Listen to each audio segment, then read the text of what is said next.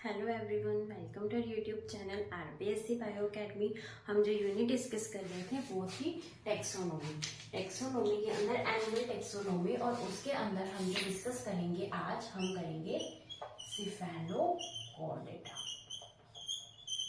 कल के लेक्चर में हमने डिस्कस किया था यूरोकॉर्डेटा, आज हम डिस्कस करेंगे सिफेलोकॉर्डेटा। ठीक है, इसके साथ ही हमारा जो एक रेनिएटा है वो कंप्लीट हो जाएगा। फिर हम नेक्स्ट लेक्चर से स्टार्ट करेंगे क्रेनिएटा, जिसके अंदर हमारी आएंगी पाइसेस, उसके अलावा टेट्रापोड आएगा। उसके अलावा हमने डिस्कस किया था एगनेथा के अंदर हमने डिस्कस किया था ओस्टैकोडर्माई और साइक्लोस्टोमेटा। ठीक है, अब हम बात करते हैं सिफेलोकॉर्डेटा के बारे में। सिफेलोकॉर्डेटा, कॉर्डेटा का मतलब हम समझ चुके हैं। कॉर्डेटा का मतलब होता है नोटोकॉर्ड, और सिफेलो वर्ड जो है ये वर्ड आया है सिफेलिक रीजन से, और सिफेलिक रीजन से हम समझते हैं हेड। यहाँ पर अगर हम सिफेलोकॉर्डेटा की स्टडी करें तो हमें पता चलेगा कि इसके अंदर तो हेड एब्सेंट होता है, हेड प्रेजेंट ही नहीं होता, लेकिन इसके हेड तक यहाँ पर नोटोकॉर्ड जो है इसके बिल्कुल अंतिम सिरे तक प्रेजेंट होती है, इसलिए यहाँ पर इसका नाम दिया है कि इसके हेड तक। और अगर हेड यहाँ पर हम नहीं लिखते तो हम ये लिख सकते हैं रोस्ट्रम। इसके हेड को ही रोस्ट्रम कहा जाता है, तो इसके रोस्ट्रम तक यहाँ पर क्या प्रेजेंट होती है, नोटोकॉर्ड। जब हमने यूरोकॉर्डेटा पढ़ा था तब हमने कहा था कि जो नोटोकॉर्ड है वो उसकी टेल रीजन में ही प्रेजेंट होती है और सिर्फ लार्वल स्टेज में ही प्रेजेंट होती है। लेकिन यहाँ पर जो नोटोकॉर्ड है कहाँ तक प्रेजेंट होगी, नोटोकॉर्ड प्रेजेंट होगी सिफेलिक रीजन तक। नोटोकॉर्ड जो है वो टेल टू सिफेलिक रीजन तक कंप्लीटली प्रेजेंट होगी, अंतिम सिरे तक प्रेजेंट होगी, या इसे क्या बोला जा सकता है, रोस्ट्रम। ठीक है, और ये एडल्ट में भी प्रेजेंट होगी और ये लार्वा में भी प्रेजेंट होगी। ऐसी बात नहीं है जैसे हमने यूरोकॉर्डेटा में कहा था कि ओनली लार्वल स्टेज में ही प्रेजेंट होगी। ये लार्वल प्लस एडल्ट स्टेज के अंदर नोटोकॉर्ड प्रेजेंट होगी। ठीक है, अगर हम इनके हैबिटेट की बात करें तो इनका हैबिटेट जो है वो होगा मेराइन शैलो वाटर के अंदर ये प्रेजेंट होंगे, यानी समुद्री छिछले पानी के अंदर, मेराइन शैलो वाटर के अंदर ये प्रेजेंट होंगे। ये एनिमल्स भी स्थानबद्ध होंगे। उनका जो लार्वा था वो फ्री स्विमिंग था, लेकिन इनका जो लार्वा है, इनका ये जो एनिमल्स है कंप्लीटली ये कैसे होंगे, सेडेंट्री एनिमल्स ही होंगे। उसके अलावा ये एनिमल्स कैसे होंगे, फॉस्सोरियल। फॉस्सोरियल हम समझ चुके हैं। फॉस्सोरियल जो हमने हेमिकोडेट्स पढ़े थे तब भी हमने कहा था कि एनिमल्स फॉस्सोरियल है, यानी ये बिलकारी हैं, बिल में रहने वाले जंतु हैं। तो ये सेडेंट्री है, ये फॉस्सोरियल है। फॉस्सोरियल इस तरीके से है कि इनका जो एंटीरियर पार्ट है, इनकी बॉडी का एंटीरियर पार्ट है वो तो इस तरीके से धसा हुआ बिल के अंदर रहेगा। एंटीरियर पार्ट कैसा रहेगा, धसा हुआ रहेगा। और इनका जो पोस्टीरियर पार्ट रहेगा वो पोस्टीरियर पार्ट इनका फ्री रहेगा, यानी कि इनकी बॉडी जो है आधी तो अंदर और आधी बाहर। जैसे कि अगर हम बात करें कि ये इस तरीके का कोस्टल रीजन है, या हम कह सकते हैं कि इस मेराइन वाटर के पास की जगह है। इस पास की जगह पर अगर हम देखें तो अगर ये इनकी बॉडी है तो इनकी बॉडी इस तरीके से अंदर भी रहेगी और इस तरीके से बाहर भी रहेगी, यानी इनका जो एंटीरियर पार्ट है वो तो धसा हुआ रहेगा अंदर, और जो पोस्टीरियर पार्ट है वो बिल्कुल ही फ्री रहेगा। और ये जो स्ट्रक्चर है ये किस तरीके की लगती है, ये देखने में ऐसे लगती है जैसे किसी ने भाला पकड़ रखा हो, यानी भालाकार स्ट्रक्चर है। और इसे इंग्लिश में क्या बोला जाता है, लैंसलेट। ये कैसे एनिमल्स हैं, लैंसलेट एनिमल्स हैं, जिसे हम क्या बोलते हैं, भालाकार। इनका जो शरीर है वो कैसा है, भाले के जैसा है। कुछ ऐसे भी कहते हैं कि इनका जो शरीर है वो फिश लाइक है, इनकी बॉडी कैसी है, फिश लाइक है। ठीक है, और ये ज्यादातर कैसे हमें देखने को मिलेंगे, ट्रांसपेरेंट देखने को मिलेंगे। और ये जो एनिमल्स होते हैं ये रात्रिचर होते हैं, नॉकटर्नल होते हैं। हम रात्रिचर नहीं है, हम रात को सोते हैं दिन को जगते हैं, लेकिन ये उल्टा करते हैं, ये रात को जगेंगे और दिन में सोएंगे। ठीक है, तो ये नॉकटर्नल रात्रिचर एनिमल्स हैं, इनकी बॉडी ट्रांसपेरेंट होती है, ये फिश लाइक होते हैं, हम कह सकते हैं लैंसलेट एनिमल्स। इंपॉर्टेंट तो यही है कि लैंसलेट एनिमल्स किन्हें कहा जाता है, तो लैंसलेट एनिमल्स बोला जाता है सिफेलोकॉर्डेट्स को, या फिर इसका जो हम पढ़ने वाले हैं एग्जाम्पल एम्फियोक्सस को कहा जाता है। ये सेडेंट्री स्थानबद्ध होते हैं, फॉस्सोरियल बिलकारी होते होते हैं, एंटीरियर पार्ट इनका दसा हुआ होता है, पोस्टीरियर पार्ट इनका फ्री होता है, ये मेराइन शैलो वाटर के अंदर रहते हैं यानी समुद्री चिचले पानी के अंदर रहते हैं। नोटोकॉर्ड इनकी टेल टू सिफेलिक या रोस्ट्रम यानी पूरे एक सिरे से दूसरे सिरे तक इनके पास जो नोटोकॉर्ड है वो प्रेजेंट होगी। ठीक है,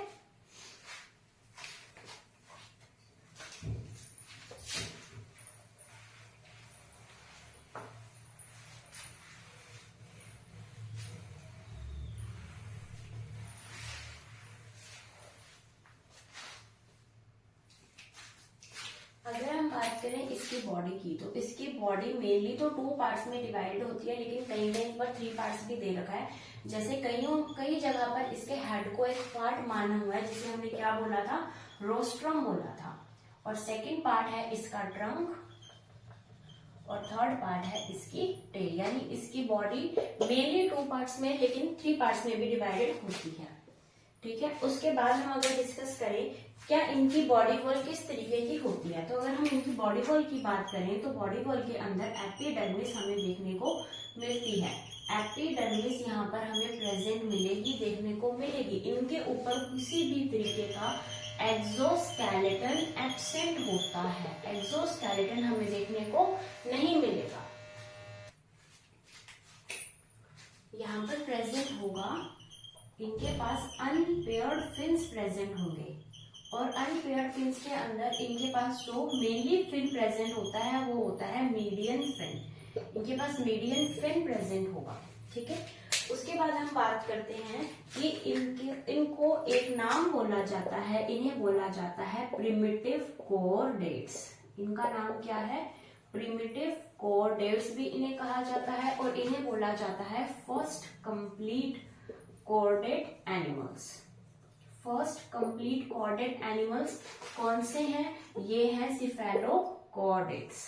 इनको ऐसा क्यों बोला जाता है, इन्हें ऐसा इसलिए बोला जाता है क्योंकि इनके पास जो भी 3 फंडामेंटल कैरेक्टर्स होते हैं कॉर्डेट्स के, वो तीनों के तीनों कैरेक्टर्स इनके पास लाइफ टाइम बने रहते हैं। यानी अगर हम बात करें इनकी लार्वल स्टेज के अंदर तब भी ये तीनों कैरेक्टर्स होंगे। तीनों कैरेक्टर्स कौन कौन से थे वो आप कमेंट्स में लिखेंगे कि इसके तीनों कैरेक्टर्स कौन कौन से थे। तो वो तीनों कैरेक्टर्स लाइफ टाइम बने रहते हैं। कहाँ पर बने रहते हैं, लार्वल स्टेज में भी, एडल्ट स्टेज में भी। इसलिए इन्हें क्या बोला जाता है, प्रिमिटिव कॉर्डेट्स या फर्स्ट कंप्लीट कॉर्डेट एनिमल्स। किसे बोला जाता है, सिफेलोकॉर्डेट्स को। इनके पास एपिडर्मिस प्रेजेंट है लेकिन एक्सोस्केलेटन नहीं है। इनके पास अनपेयर्ड फिन्स प्रेजेंट होते हैं, यानी हम धीरे धीरे पाइसेस की तरफ जा रहे हैं, है ना, क्योंकि पाइसेस के अंदर, फिशेस के अंदर फिन्स प्रेजेंट है। तो हमारी स्टार्टिंग हो चुकी है पाइसेस की तरफ जाने की। तो पाइसेस के पास तो जो है हम देखेंगे पेयर्ड फिन्स प्रेजेंट है। यहाँ पर अनपेयर्ड फिन हमें देखने को मिल गया और वो भी कौन सा, मीडियन फिन यहाँ पर हमें देखने को मिलता है। ठीक है,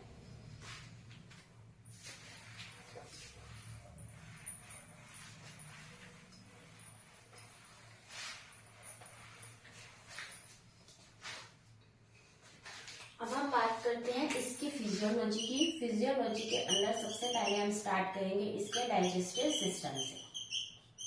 इसका डाइजेस्टिव सिस्टम कैसा होता है, अगर बात करें हम एलिमेंट्री कैनाल की, तो इसकी एलिमेंट्री कैनाल हमें देखने को मिलेगी कंप्लीट। एलिमेंट्री कैनाल इसकी होगी कंप्लीट। इसके अंदर एक स्ट्रक्चर पाई जाती है जिसे बोला जाता है mid gut diverticulum. Mid gut diverticulum structure हमें यहाँ पर देखने को मिलेगी। और इस मिड गट डायवर्टिकुलम जो है वो किसके होमोलोगस है, हमारे लीवर के एनालोगस है। यानी लीवर की स्टार्टिंग भी शुरू हो गई है, पैनक्रियास भी शुरू हो गई थी, थायराइड भी शुरू हो गई थी, अब क्या शुरू हो गया, लीवर। ठीक है, उसके बाद हम बात करें कि इसके अंदर जो सॉरी हमने देखा इसके अंदर मिड गट डायवर्टिकुलम प्रेजेंट होता है।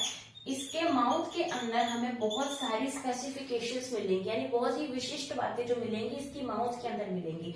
तो अगर हम इसकी माउथ वाली चीजों को याद कर लेते हैं तो जो भी हमारा क्वेश्चन है वो ज्यादातर यहीं से ही निकलेगा। ठीक है, अब अगर हम इसके माउथ की बात करें तो माउथ के चारों ओर स्ट्रक्चर प्रेजेंट होती है जिसे बोला जाता है ओरल हुड एंड वेनम। ये दोनों स्ट्रक्चर्स जो हैं ये माउथ के चारों ओर प्रेजेंट होगी, ओरल हुड एंड वेनम। जो ओरल हुड है, इसकी जो छत है जिसे बोला जाता है रूफ है, इसके रूफ पर जो स्ट्रक्चर्स प्रेजेंट होती है अब हम वो डिस्कस करते हैं। इसकी रूफ पर प्रेजेंट होंगी hats, checks, nephridium.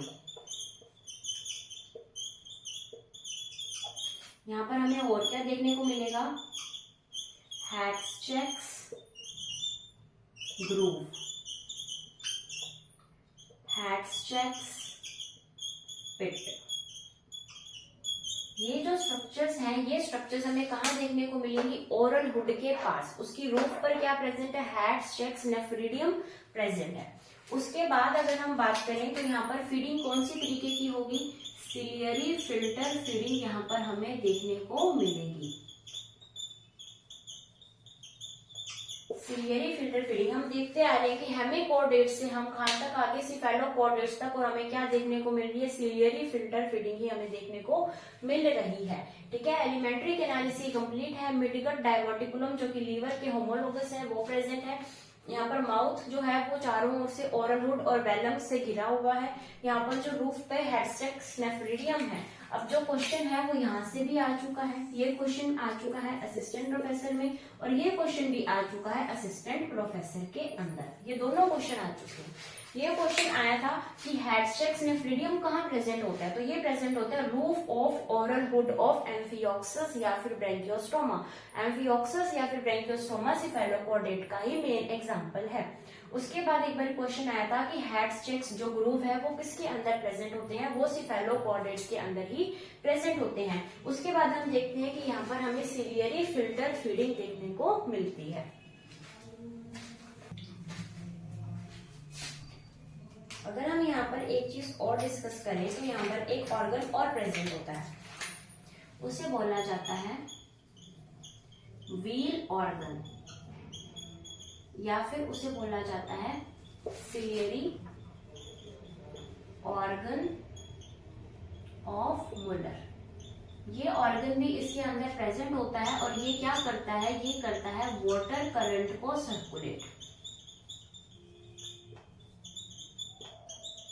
Water current को सर्कुलेट करने के अंदर हेल्प करता है। ठीक है, तो ये क्या नाम है इसका, व्हील ऑर्गन या फिर सिलियरी ऑर्गन ऑफ मुलर। ठीक है, तो अभी इसके अंदर जो क्वेश्चन आए हुए हैं वो यही दो क्वेश्चन आए हुए हैं इस पूरे सिफेलोपोडेट के अंदर। ठीक है, तो अगर हमने अब इसको लर्न करना है तो हमें इसका सिर्फ और सिर्फ माउथ पार्ट हमें लर्न करना पड़ेगा कि माउथ पार्ट के अंदर ही इसके पास जो चीज है 1, 2, 3, 4 है ना, हमें ये 4 ही चीजें याद करनी है और ये सारी कहां पर है, माउथ के आसपास ही प्रेजेंट है।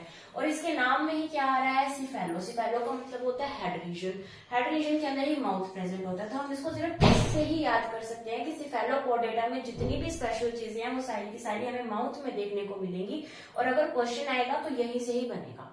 ठीक है, ये पूछा जा चुका है, ये पूछा जा चुका है, तो हो सकता है इस बार ये पूछा जाए। ठीक है, तो हमें ये चीज याद रखनी है कि सिफेलो का मतलब हेड और हेड का मतलब है कि माउथ वाली सारी स्पेसिफिकेशंस इसी के अंदर ही आएंगी। अभी हम चलते हैं इसकी नेक्स्ट सिस्टम की तरफ।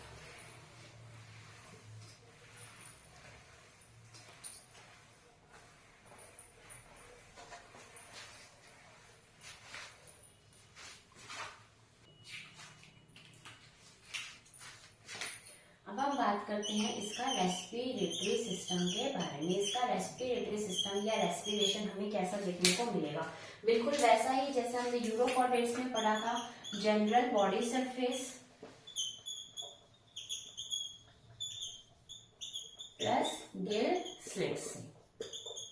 मेनली जनरल बॉडी सरफेस है, लेकिन गिल स्लिट्स को भी यहाँ पर यूज किया जाएगा। उसके बाद हम देखते हैं इसका सर्कुलेटरी सिस्टम। इसका सर्कुलेशन किस तरीके से होगा। अगर हम बात करें सर्कुलेटरी सिस्टम की तो ये बहुत ही एक डिफरेंट सी चीज है कि सर्कुलेटरी सिस्टम यहाँ पर हमें क्लोज्ड देखने को मिलेगा। ठीक है, क्लोज्ड होने के बावजूद यहाँ पर ना ही कोई हर्ट है और ना ही कोई पिगमेंट, ना ही कोई पिगमेंट प्रेजेंट है, ना ही कोई हर्ट प्रेजेंट है, लेकिन फिर भी सर्कुलेटरी सिस्टम कैसा है, क्लोज्ड सर्कुलेटरी सिस्टम है। उसके बाद हम बात करते हैं इसकी एक्सक्रीशन के बारे में, यानी कौन कौन से एक्सक्रीटरी ऑर्गन्स हमें यहाँ पर देखने को मिलेंगे। अगर हम बात करें एक्सक्रीटरी ऑर्गन्स की तो सबसे पहले हमें देखने को मिलेगा प्रोटोनेफ्रीडिया। प्रोटोनेफ्रीडिया हम पहले भी पढ़ चुके हैं किसी न किसी फाइलम के अंदर। उसके अलावा यहाँ पर आएंगे सोलैनोसाइट्स। सोलैनोसाइट्स को फ्लेम सेल्स भी कहा जाता है, ये भी हम पढ़ चुके हैं किसी न किसी फाइलम के अंदर। उसके अलावा यहाँ पर हमें देखने को मिलेंगे हैक्स, चैक्स, नेफ्रीडियम, ये भी एक्सक्रीटरी ऑर्गन ही है। उसके अलावा यहाँ पर हमें देखने को मिलेगी ब्राउन फनल। तो ये सारे के सारे जो है एक्सक्रीटरी ऑर्गन्स हैं, ये सारे के सारे एक्सक्रीटरी ऑर्गन्स यहाँ पर प्रेजेंट होंगे। तो हमने देखा इसका रेस्पिरेशन जो कि जनरल बॉडी सरफेस या फिर गिल स्लिट्स की हेल्प से होगा। सर्कुलेशन की बात करें, क्लोज्ड होने के बावजूद हर्ट भी नहीं है, पिगमेंट भी नहीं है। अगर हम बात करें एक्सक्रीशन की, तो प्रोटोनेफ्रीडिया भी है, सोलेनोसाइट्स या फ्लेम सेल्स भी है, हैडस्टेक्स नेफ्रीडियम भी है और ब्राउन फनल भी हो सकती है। ठीक है,